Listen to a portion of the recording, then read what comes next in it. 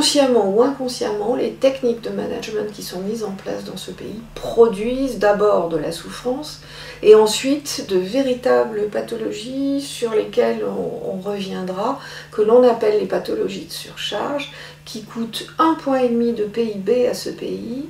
Et il est donc temps, à mon avis, que les managers s'interrogent sur les effets sur la santé physique et mentale de leurs techniques de management.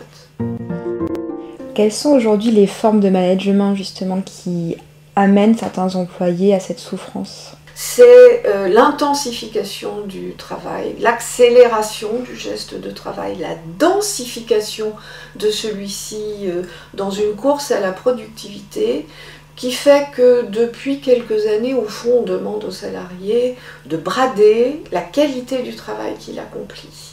Au fond, le produit travail n'a strictement plus d'intérêt. On est dans des enjeux à court terme et moyen terme assez gestionnaires et purement quantitatifs. De là vient la première source de souffrance, c'est-à-dire la torsion du rapport du salarié, et donc du manager aussi, qui est un salarié comme les autres, à l'exécution du travail, le rapport de son corps et de son psychisme au travail.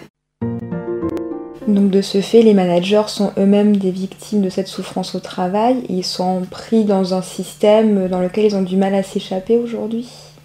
Le pouvoir de direction peut souvent être détourné pour, par exemple, introduire un rapport relationnel avec le salarié qui est un rapport de pouvoir. On va tutoyer le salarié sans réciprocité. On va en public pendant les réunions toujours l'incriminer et l'humilier avec un ton verbal élevé et menaçant. On va utiliser par ailleurs aussi, en mettant en scène sa disparition, sa mise au banc de son collectif de travail. On va quelquefois jusqu'à donner l'injonction à ses pairs de ne plus lui parler. On va l'effacer des organigrammes, des papiers à lettres.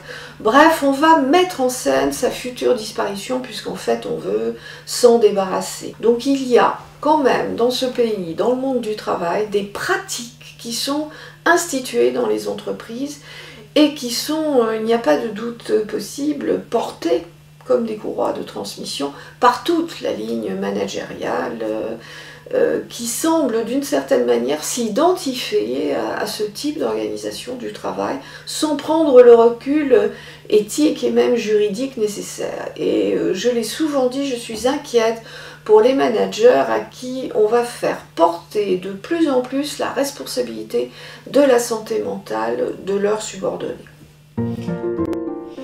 Quels conseils donneriez-vous aux managers pour leur permettre d'améliorer le bien-être au quotidien de leurs salariés ?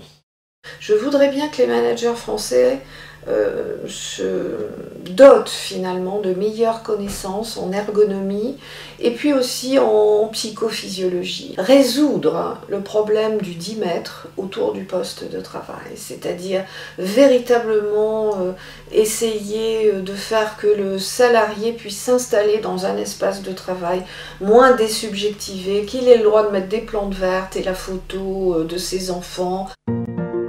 Un salarié, un bon salarié, ne peut pas travailler au maximum de l'intensité de la cadence de travail, 8 heures de travail d'affilée. Les pauses, contrairement à ce qu'on rencontre, ne sont pas des temps morts vis-à-vis de la productivité. Ce sont des temps de répit pour le fonctionnement cognitif qui permettent de retrouver une concentration maximale quand on s'y remettra. Ce sont des temps de répit physiologique pour le corps humain, des temps de délibération autour de la manière dont on va faire le travail avec les moyens et les effectifs qui nous sont laissés. Voilà, la manière de finalement ne pas oublier le réel du travail, la nécessité de développer des liens sociaux, et plutôt que de payer des sessions de team building extrêmement chères dans des hôtels sur des week-ends où les gens sont supposés créer des relations artificielles, laissons les gens arracher du temps au temps dit de travail pour encore une fois construire le vivre ensemble et surtout construire le collectif de travail. Si le manager français pouvait se souvenir qu'une équipe de travail ne se prescrit pas, qu'il ne suffit pas de mettre des gens ensemble dans le même open space géographique et de leur dire « travaillez ensemble pour qu'ils le fassent », alors peut-être qu'on aurait des équipes dignes de ce nom.